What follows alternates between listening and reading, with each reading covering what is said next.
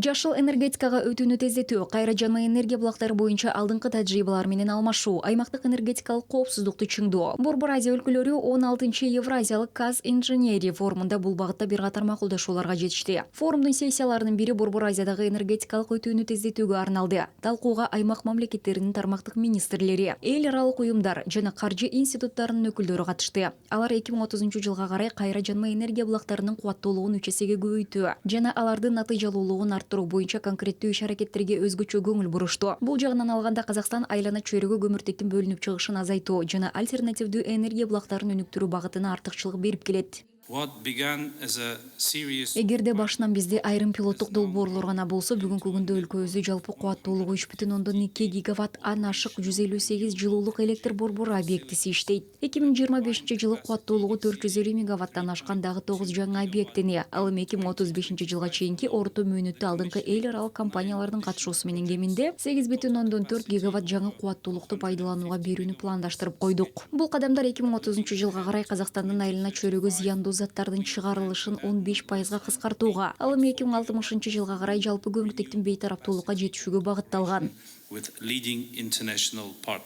Бул тармактагы заманбап технологиялар менен жаңылануучу энергия булактары боюнча эл аралык агенттик бөлүшүүгө даяр. Ошондой эле аймактык интеграция, инфраструктураны өнүктүрүү, мыйзамдарды өркүндөтүү жана инвестицияларды тартуу жагы да башкы көңүлдүү. Ушунун баары жашыл энергетиканын өнүгүшүнө өбөлгө түзөт.